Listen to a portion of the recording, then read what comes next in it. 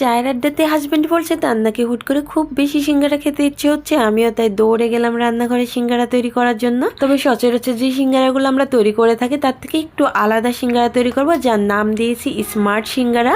তো এটা তৈরি করতে প্রথমেই লাগছে 2 কাপ ময়দা। এখানে আমি একটা মিক্সিং বোলের মধ্যে 2 কাপ ময়দা দিয়ে দিলাম, 1 টেবিল চামচ কালি জিরা, পরিমাণ মতো লবণ এবং 1 টেবিল চামচ বা 2 টেবিল চামচের মতো এখানে তেল দিয়ে দিলাম। তেলের পরিমাণটা যতটা বেশি দিবেন সিঙ্গারাটা ততটা বেশি ক্রিস্পি হবে এবং ভালো হবে, খাস্তা হবে। এবার খুব ভালোভাবে তেলের সঙ্গে মাখিয়ে নিলাম ময়দাটা। যখন হাত দিয়ে এভাবে চাপ দিবেন তখন দেখবেন মুঠো পেকে আসছে, তখনই বুঝবেন যে এটা একদম পারফেক্ট। তো মাখানো হয়ে গেছে। এবার অল্প অল্প করে পানি দিয়ে ডো তৈরি করে নেব।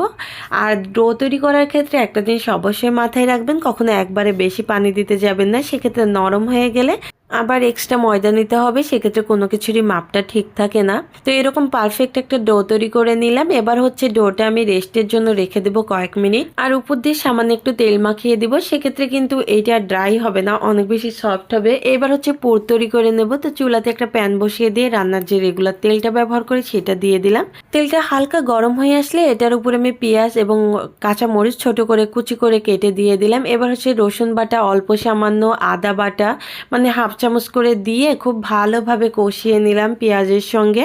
মোটামুটি যখন এইরকম একটা পর্যায়ে চলে আসবে তখন এর মধ্যে আমি দিয়ে দেব সামান্য একটু পানি, কারণ পানিটা দিলে মশলাটা পুড়ে যাওয়ার একদমই সম্ভাবনা থাকে না।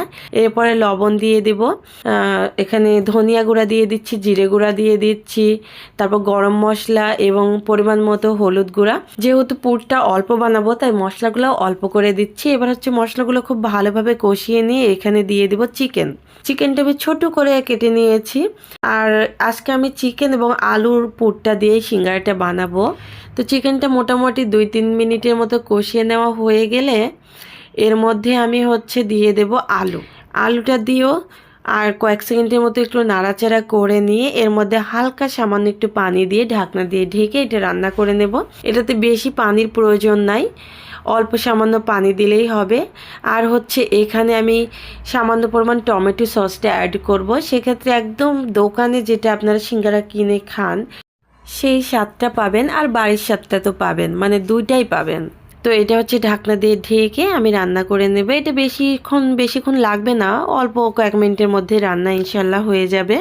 তো এই তো বেশ কয়েক মিনিট পর ফিরে আসলাম। আলুটা সিদ্ধ হয়ে গেছে দেখেই বুঝতে পারছেন। আর এটা আর শুকনা টাইপের করব না, একটু চেপে চেপে দিচ্ছি, কারণ একটু আঠালো ভাব আনার জন্য। এটা এখন নামিয়ে নেব।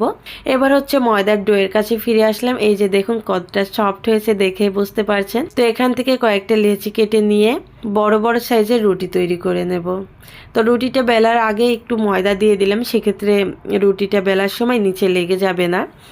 বড় সাইজের পাতলা একটা রুটি বেলে নেব। এই যে দেখুন বিশাল বড় একটা রুটি বেলে নিয়েছি। আর রুটিটা একটু গোল যেন হয়, গোল শেপে, সেইটা একটু রাখার বা দেখার চেষ্টা করবেন।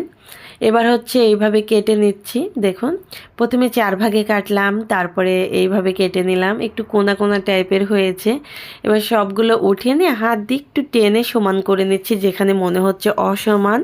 তারপরে দেখুন আপনারা দেখেই বুঝতে পারবেন এটা আর কীভাবে বলবো বলেন। এবার এর মধ্যে আমি পুরগুলা দিয়ে দিচ্ছি। যতটুকু পুর আটে ততটুকু আমি ভালো করে মানে পুড়ে দেব, দিয়ে মুখটা এরমভাবে আটকে দেব। এইবার স্মার্ট কেন বললাম, এই যে একটু অন্যরকম করার চেষ্টা করেছি, যেই কারণে আর কি মজা করে স্মার্ট সিঙ্গারা বললাম। তো এইভাবে একটু ডিজাইনটা করে নিয়ে মুখটা খুব ভালোভাবে আটকে দেবো, আর এইভাবে সবগুলো বানিয়ে নেব। তো এবার এগুলা তেলে ভেজে নেওয়ার পালা। এখানে তেলটা দিয়ে হালকা গরম করে নিয়ে একে একে সব সিঙ্গারাগুলো দিয়ে দিলাম। এবার সিঙ্গারাগুলো উল্টে পাল্টে ভেজে নেব। তবে এই সিঙ্গারা ভাজার ক্ষেত্রে একদম তাড়াহুড়া করবেন না, মিডিয়াম এবং লোয়ের মাঝামাঝি হিটে দিয়ে একটু সময় নিয়ে ভেজে নেবেন। এই যে মাশাল্লাহ দেখুন কত কিউট কিউট সিঙ্গারা হয়েছে আমার। এই পর্যায়ে সিঙ্গারাগুলো একদম পারফেক্টভাবে রেডি হয়ে গেছে। এবার গরম তেল থেকে উঠিয়ে নিচ্ছি। কালারটা মাশাল্লাহ দেখুন একদম পুরাই জোশ। তো আমি আর ওয়েট করতে পারছি না, আমি গরম গরম সিঙ্গারা একটু ভেঙে খাওয়া শুরু করে দিলাম। আর প্রচুর গরম যে ভাঙতেও পারছি না। যারা সিঙ্গারা খেতে পছন্দ করেন তারা কিন্তু চাইলে বাসাতে এভাবে খুব সহজেই সিঙ্গারা তৈরি করে নিতে পারেন। দোকানের থেকেও বেশি পারফেক্ট তৈরি করে নিতে পারবেন এই রেসিপিটা ফলো করলে।